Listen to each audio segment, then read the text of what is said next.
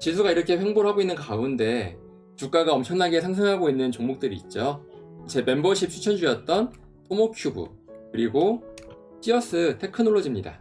시어스 테크놀로지 같은 경우는 이때 한번 1차 매수 가격을 드렸었고, 이후에 조정이 시작되니까 여기서 다시 2차 매수 추천을 드렸습니다. 역시나 강한 거래량과 함께 돌파가 나오니까 주가가 강하게 오르는 시어스 테크놀로지입니다.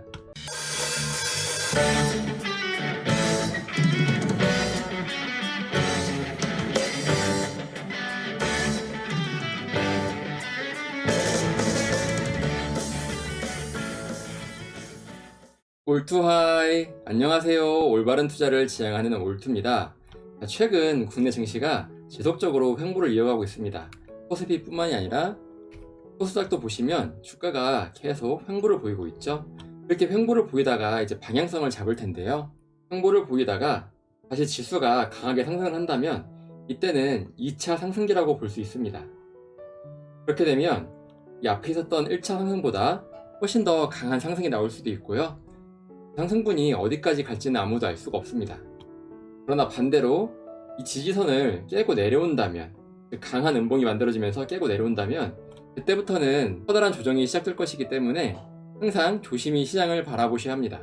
현재 시장은 횡보 구간입니다. 이제 곧 9월 달에 미국 금리 인하에 대한 기대감이 시장에 반영되고 있는데, 만약 9월 금리 인하가 본격적으로 시작이 된다면 이 지수는 상방으로 방향을 틀지 않을까 조심스럽게 생각을 하고 있습니다.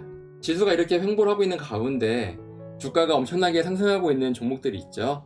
제 멤버십 추천주였던 토모큐브, 그리고 시어스 테크놀로지입니다.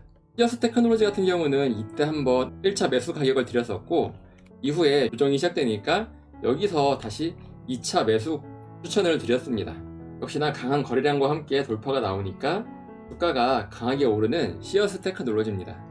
토모큐브도 마찬가지입니다. 토모큐브도 고점을 찍고 베이스를 그리다가 결국 신고가를 달성했죠. 거래량도 꽤 크게 붙었습니다.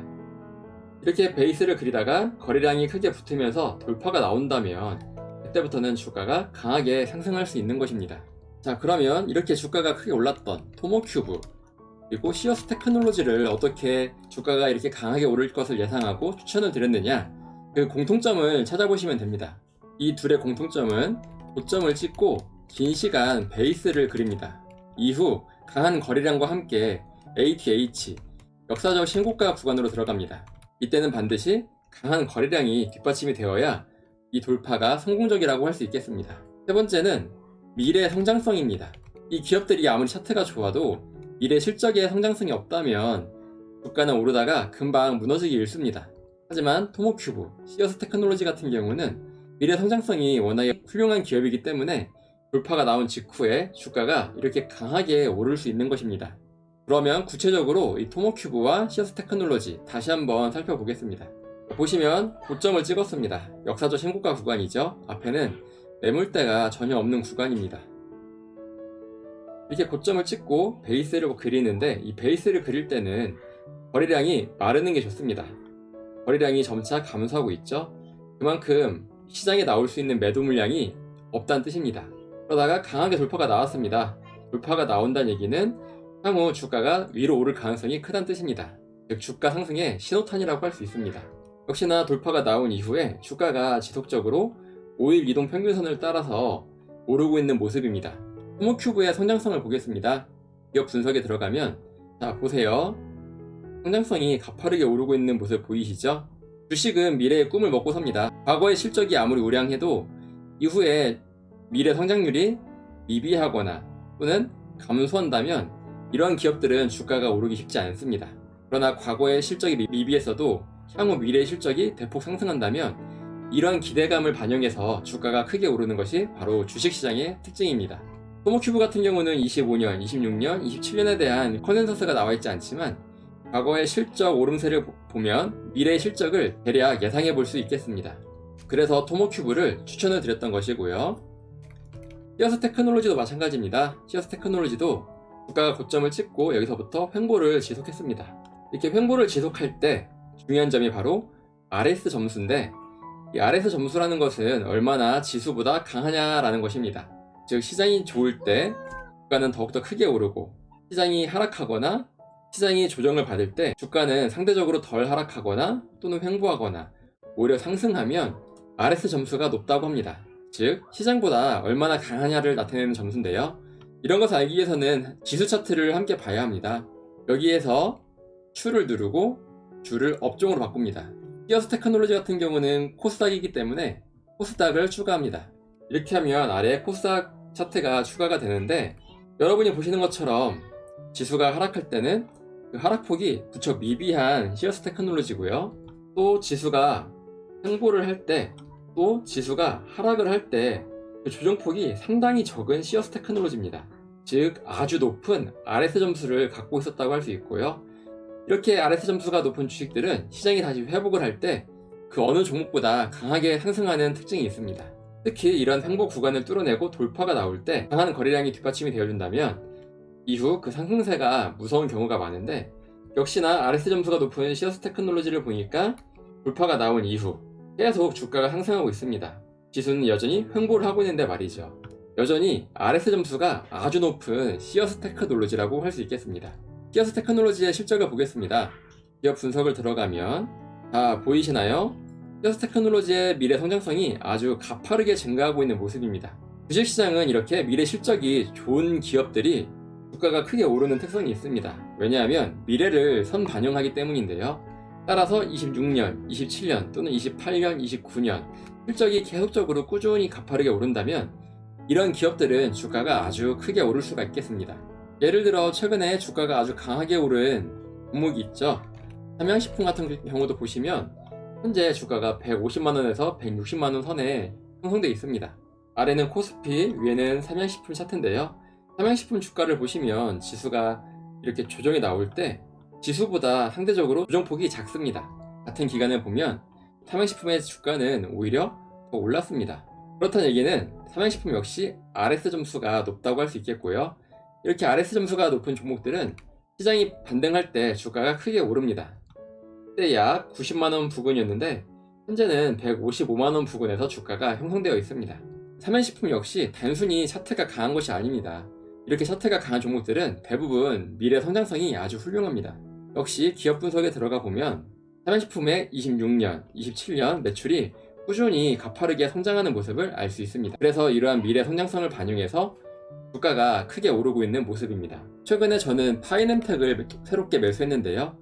파이낸텍 같은 경우는 차트가 거의 지수랑 동행하는 모습이었습니다. 즉 RS 점수가 크게 높지 않은 그저 그런 종목이었는데 갑자기 거래량을 동반하면서 장대 한봉이 나타났죠. 확대해 보겠습니다. 그러다가 고점을 찍고 횡보를 이어갔습니다. 그런데 횡보를 이어가는 구간을 살펴보면 지수 대비 아주 강력한 모습을 보여주고 있는 파이낸텍입니다. 지수가 강하게 하락하는데 겨우 이만큼의 조정이 나타났다. 또 지수가 이렇게 강하게 하락하는데 조정이 거의 없다시피 했다. 라는 말은 RS 점수가 엄청 훌륭한 기업이라는 걸 알 수 있고요. RS 점수가 높다는 얘기는 그만큼 기관이나 외국인 같은 메이저의 수급이 있기 때문에 가능한 일입니다. 메이저의 수급이 없다면 지수가 이렇게 조정이 나올 때 대부분 주가는 추풍 낙엽처럼 매우 조정이 클 수밖에 없습니다. 즉 기관의 강한 수급은 바로 이렇게 지수가 하락하는 날 쉽게 노출된다고 할 수 있겠는데요. 역시나 이런 조정이 끝나고 나니까 다시 돌파가 나오죠. 고점을 찍고 베이스를 그리다가 전고점 앞에서 손잡이를 만들었습니다. 조정이 나오고 다시 돌파가 나왔는데 돌파하는 구간에는 거래량 역시 좋습니다. 이 파이낸텍은 이렇게 차트만 좋은 것이 아닙니다. 제가 이 파이낸텍을 최근에 매수했다고 했는데요. 이 11,800원 부근을 강하게 돌파하고 나니까 이제부터 주가가 강하게 상승하고 있는 모습을 보여주고 있습니다. 파이낸텍은 애플의 폴 더블폰 수혜주입니다. 이 기업의 향후 성장성을 살펴보면 투자정보의 기업 분석을 들어가 보겠습니다. 2025년까지는 매출이 지속적으로 감소하고 있다가 26년, 27년이 되면서 매출이 크게 늘어납니다.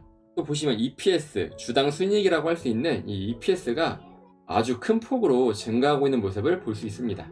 이렇게 미래 성장성이 좋은 기업들은 주가가 오를 수밖에 없습니다. 왜냐하면 주식시장은 이런 미래의 꿈을 반영해서 미리 움직이는 특성이 있기 때문입니다. 그래서 저는 파이낸텍 주식을 매수했고요. 즉 최근에 주가가 크게 오른 대박 종목들의 공통점을 다시 살펴보면 고점을 찍고 긴 시간 베이스를 완성한다. 이후 ATH, 역사적 신고가 구간을 강한 거래량을 동반하면서 진입을 합니다. 또한 차트만 이렇게 좋을 뿐만 아니라 향후 미래 성장성마저 뒷받침되는 기업들이 주가가 아주 크게 오르는 특성이 있습니다. 다만 중요한 점은 이렇게 횡보할 때 주가가 오를 것이라 생각하고 미리 매수하면 안 된다는 것입니다. 만약에 이때 횡보할 때 매수했다면 이때가 7월 17일이거든요. 돌파가 나올 때가 8월 21일입니다. 즉, 한 달 동안 돈이 묶여야 되는 상황에 놓이게 되고, 만약 이렇게 횡보를 하다가 주가가 아래로 미끄러지게 되면 그때부터는 강하게 하락할 수밖에 없습니다.